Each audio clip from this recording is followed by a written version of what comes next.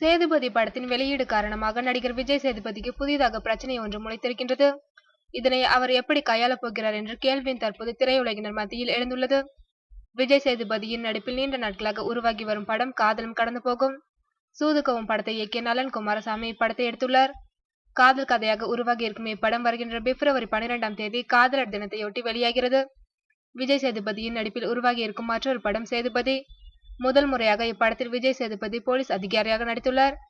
பீட்சாவை தொடர்ந்து ரம்யா நம்பீசன் அவருக்கு மீண்டும் ஜோடியாக இப்படத்தில் நடித்துள்ளார். இந்நிலையில் இப்படத்தை வருகின்ற பிப்ரவரி 19ஆம் தேதி வெளியிட இருப்பதாக படக்குழுவினர் அறிவித்துள்ளனர். அடுத்தடுத்து ஒரு வார இடைவேளையில் விஜய் சேதுபதியின் 2 படங்கள் வெளியாகின்றன.